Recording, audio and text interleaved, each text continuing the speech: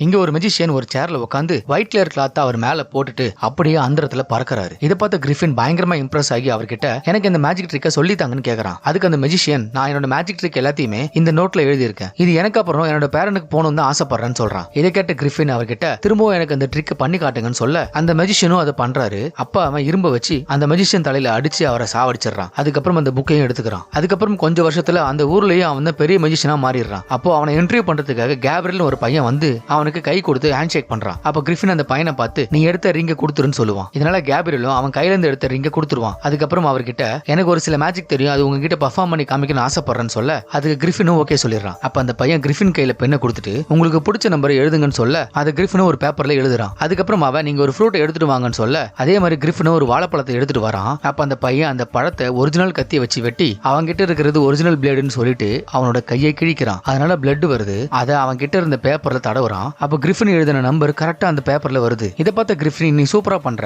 ஆனா உன்னோட magic trick என்னன்னு எனக்கு தெரியும்னு சொல்லிட்டு நீ என்கிட்ட கொடுத்த பென்ல ஒரு ட்ராக்கிங் சென்சார் இருக்கு, அதனால நான் எழுதின நம்பர் உன் போன்ல டிஸ்பிளே ஆகிருக்கும், அதை நீ நோட் பண்ணிருப்ப. அதுக்கப்புறம் நான் ஃப்ரூட்ஸ் எடுக்க போனப்போ உங்ககிட்ட இருக்கிற வேக்ஸ் கிராயனை யூஸ் பண்ணி அந்த பேப்பர்ல அந்த நம்பர் எழுதிருக்க. அதுக்கப்புறம் நீ கையை கட் பண்ண யூஸ் பண்ண நைஃப் ஒரு ஃபேக்கான நைஃப், உண்மையான நைஃப் உன்னோட பாக்கெட்ல இருக்குன்னு அதை எடுத்து காமிக்கிறான். இப்படி அவன் பண்ண ட்ரிக்கை கண்டுபிடிச்ச கிரிஃபின் நீ நல்லா தான் பண்ற, நீ யாரை பார்த்து மேஜிக் பண்ணணும்னு இம்ப்ரெஸ் ஆனன்னு கேக்குறான். அப்ப அந்த பையன் என்னோட தாத்தா பெரிய மியூசிஷியனா இருந்தாரு, ஆனா சில வருஷத்துக்கு முன்னாடி சடனா அவர் காணாம போயிட்டான்னு சொல்லுவான். இதை கேட்ட உடனே கிரிஃபினுக்கு ஒருவேளை இந்த பையன் அந்த ஆளோட பேரனா இருப்பான்னு டவுட் வருது. அதனால அவங்க கிட்ட பேச்சு வளர்க்காம நான் உனக்கு என்னோட புக்கை பிரசன்ட் பண்றேன்னு சொல்லிட்டு எடுக்கிறதுக்காக போறான். அந்த டைம் அந்த பையன் அங்க இருக்க லாக்கர் ஓபன் பண்றதுக்காக ட்ரை பண்றான். அதுக்குள்ள கிரிஃபின் அந்த இடத்துக்கு வந்துடுறான்.